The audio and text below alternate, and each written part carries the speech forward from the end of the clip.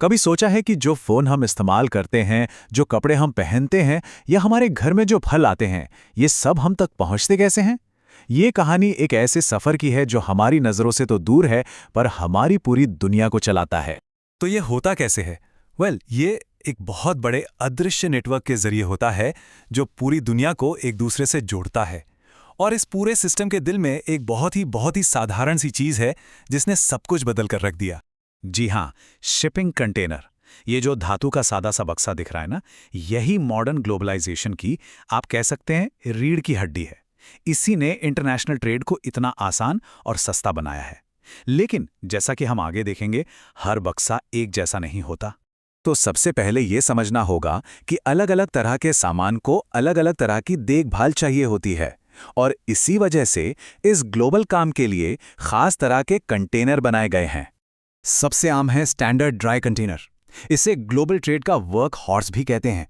मतलब ज्यादातर काम यही करता है।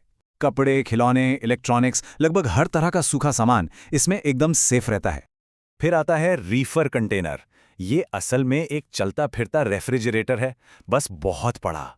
सोचिए, इसी की वजह से ताज़े फल, सब्जियां और मीट जैसी चीज़ें एक देश से दूसरे देश पहुंच पाती हैं और हम तक फ्रेश पहुंचती हैं। और फिर हैं ये टैंक कंटेनर्स। जैसा कि नाम से ही जाहिर है, ये खास तौर पर लिक्विड्स जैसे कि जूस, दूध या फिर इंडस्ट्रियल केमिकल्स को लाने ले जाने के लिए बने हैं। इनका डिज़ाइन ऐसा होता है कि सेफ्टी भी रहे और अंदर का सामान खराब भी ना हो। लेकिन कंटेनर तो कहानी का सिर्फ एक हिस्सा है। असली जादू तो उस नेटवर्क में है जिससे होकर ये गुजरते हैं। और ये नेटवर्क सिर्फ समुद्र के किनारों या बंदरगाहों तक ही नहीं, बल्कि जमीन के अंदरूनी हिस्सों तक फैला हुआ है।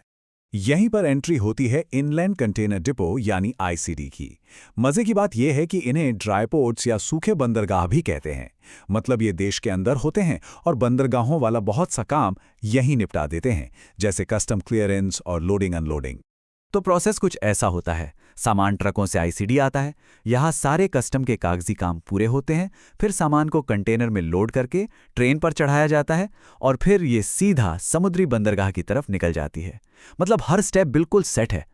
अच्छा, आईसीडी के अलावा एक और जरूरी चीज है कंटेनर फ्रेट स्टेशन यानी सीएफएस।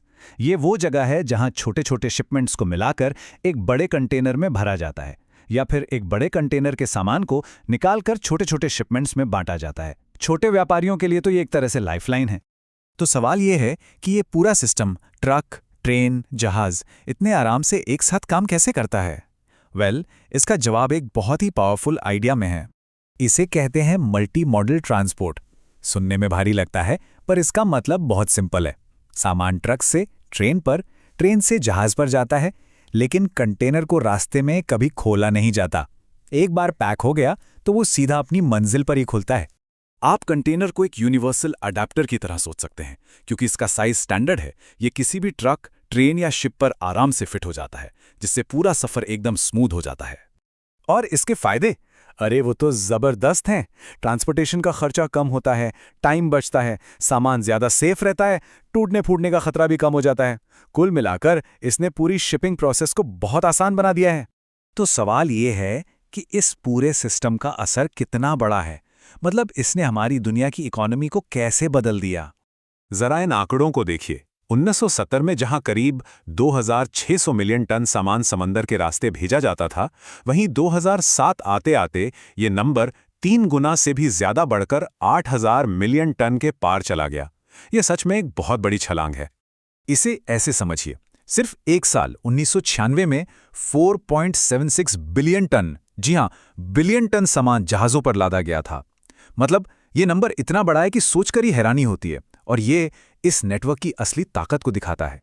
और ये ग्रोथ रुकी नहीं, लगातार चलती रही। 1990 से लेकर 2000 के दशक तक समुद्री व्यापार हर साल जबरदस्त तरीके से बढ़ रहा था और दुनिया की इकोनॉमी को आगे धकेल रहा था। और कमाल की बात यह है कि यह पूरा का पूरा ग्लोबल इकोनॉमिक इंजन सिर्फ एक सिंपल से आइडिया पर चलता है, मानकीकरण। यानी एक स्टैंडर्ड साइज का बक्सा जिसे कहीं भी किसी भी गाड़ी पर इस्तेमाल किया जा सके। बस यही इसकी असली ताकत है। जैसा कि इकोनॉमिस्ट मार्क लेविंसन ने कहा था, कंटेनर ने शिपिंग को इतना सस्ता बना दिया कि उसने दुनिया की अर्थव्यवस्था का नक्शा ही बदल डाला। आज कहीं भी सामान बन सकता है और कहीं भी बिक सकता है, सिर्फ इस एक बक्से की वजह से। तो ये सिस्टम एफिशिएंसी के लिए बनाया गया था और इसने वो काम बखूबी किया भी। लेकिन आज की दुनिया में नए चैलेंज हैं, सस्टेनेबिलिटी से लेकर जियोपॉलिटिकल टेंशन तक। तो सवाल ये है, भविष्य का सामना करने के लिए इस सिस्टम को आगे क्या बनना होगा?